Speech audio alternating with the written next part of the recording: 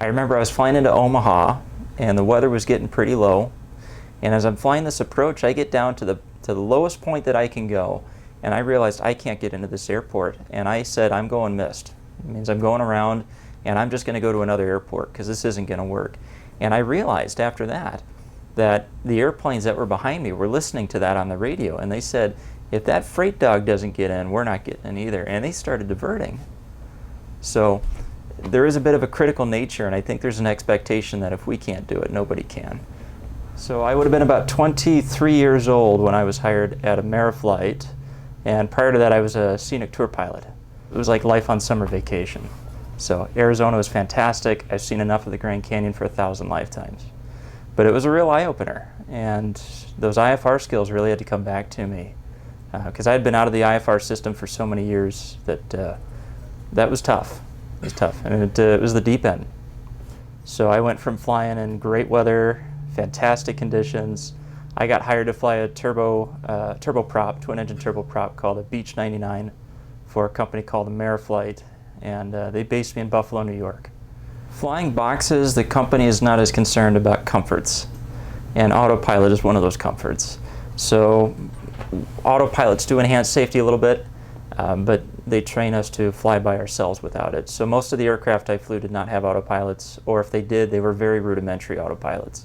So I actually got moved up into an aircraft called a Metroliner, and I think of all the experience I've had in aviation, I'm most proud of my experience in that airplane. But we had like a mutual respect. You had to respect the airplane, and the airplane respected you. But on occasion, it would test you. And so one particular flight, I took off at about 5 in the morning on a January morning. The sun hadn't come up yet. It was about moderate snow, picking up some ice on the airplane, and some of my gauges started to fail on me. And I realized I couldn't see my airspeed. I couldn't see how high I was. I couldn't see if I was climbing or descending.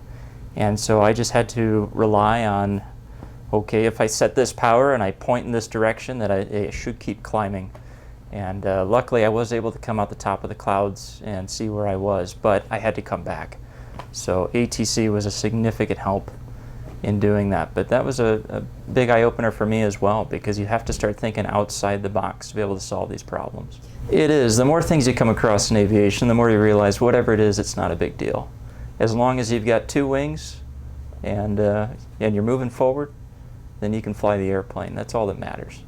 So I discovered Alaska's always looking for fools, and I needed flight time. So I quickly put my hand up and I said, pick me.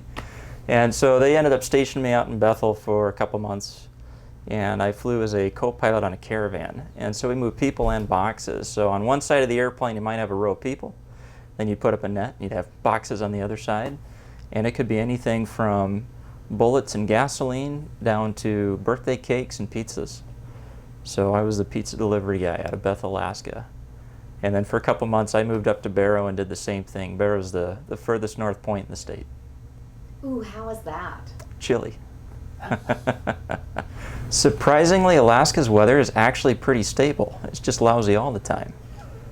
Poor ceilings, poor visibility, but they generally don't get thunderstorms.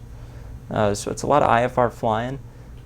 People talk about kind of the accident rate and that up there, but I don't think it's the environment that causes that. I think it's more of a culture.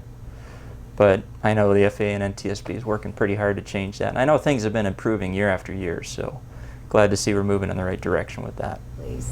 So I was shocked at some of the things we used to carry. I mean, everything from, I had a load of queen bees, and who thought that this was absolutely critical in the production of honey, but okay, honey's used for a lot of things. And so it was fun to carry these queen bees, although I did tell them if one gets out, this plane's going in the weeds.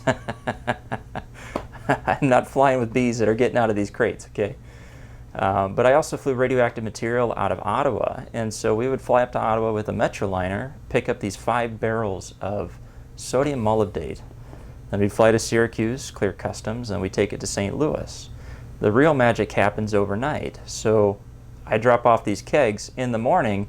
They bring me back these boxes that would go to hospitals around the country, and I would drop off these boxes in Cincinnati, Buffalo, and Montreal, and we had 5 or 6 other airplanes take it in all the other directions. And they would be used for everything from cancer treatments to MRA generators and things like that. And it was certainly a sense of fulfillment that we were bringing the people the things that they needed. And of course, we carried shoes and everything else for Amazon and whatnot, and Zappos. I think probably half the airplane was Amazon and Zappos, but the other half of the airplane was critical infrastructure items, things like big pipes, automotive parts and oil well parts, parts that businesses needed to keep functioning. And some of these packages were what they called early AM. They were so time sensitive that they could drop it off in Seattle at 5 p.m. and be on the doorstep for somebody in New York by 9 a.m. the next morning.